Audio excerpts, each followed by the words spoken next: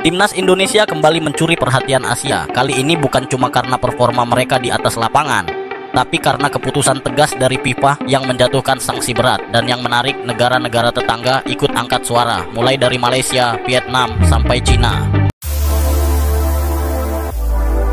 Tanggal 25 Maret 2025, Indonesia menjamu Bahrain dalam lanjutan kualifikasi Piala Dunia 2026. Tapi bukan hasil pertandingan yang jadi sorotan FIFA, melainkan suara-suara dari tribun Stadion Utama Gelora Bung Karno yang dianggap mengandung unsur diskriminasi.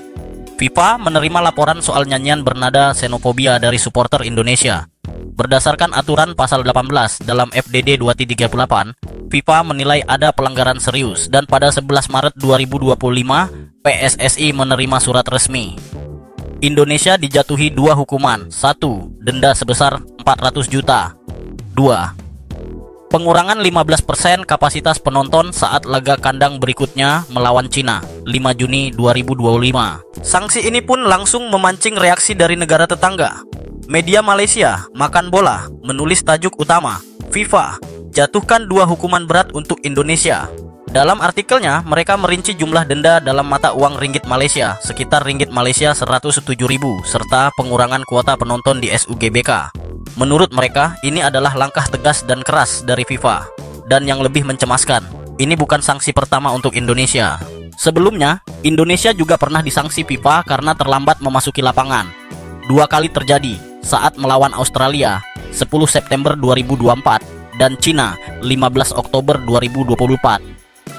Akibatnya, PSSI dikenakan denda 20.000 franc Swiss atau sekitar 355 juta waktu itu.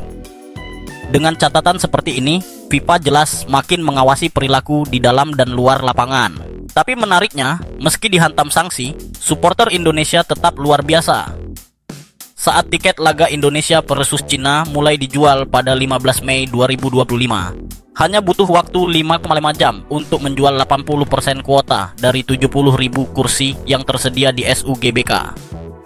Arya Sinulinga, anggota Exco PSSI, bahkan menyebut euforia fans kali ini melebihi ekspektasi. Fenomena itu nggak cuman bikin kagum di dalam negeri. Media Vietnam, The Tao 247 VN, menyebut ini sebagai demam ekstrem sepak bola Indonesia. Mereka menyebut tiket yang bahkan dijual 1 bulan sebelum pertandingan langsung diserbu habis.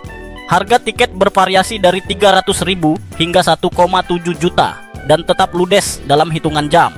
Mereka tak habis pikir bagaimana antusiasme supporter Indonesia bisa sedahsyat ini. Sementara itu, dari pihak lawan, media Cina 163.com menganggap laga melawan Indonesia bakal jadi mimpi buruk bagi Wu Lei dan kawan-kawan. Cina saat ini berada di dasar klasemen grup C dan butuh 2 kemenangan dari laga tersisa untuk bisa lolos ke ronde keempat kualifikasi. Dan mereka sadar, bermain di kandang Indonesia bukan hal mudah. Timnas Indonesia saat ini diperkuat 32 pemain untuk TC, dan 19 diantaranya adalah pemain naturalisasi yang mayoritas berkarier di klub-klub Eropa. Media Cina bahkan menyebut Indonesia bukan lagi sekadar tim Asia Tenggara. Tim ini lebih pantas disebut sebagai tim asal Belanda, tulis Media 163. Mereka menilai program naturalisasi Indonesia adalah bentuk serius untuk menembus Piala Dunia 2026. Sanksi dari FIFA harus jadi pelajaran besar bagi seluruh elemen sepak bola kita. Karena kalau kejadian serupa terulang, hukumannya bisa lebih berat lagi. Tapi di sisi lain, kekuatan baru Timnas Indonesia dan semangat luar biasa supporter membuktikan bahwa kita siap menatap panggung dunia. Pertanyaannya, apakah skuad Garuda bisa membungkam Cina dan membuka jalan ke Piala Dunia? Tulis pendapatmu di kolom komentar.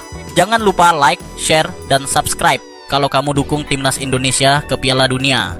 Sampai jumpa di video selanjutnya.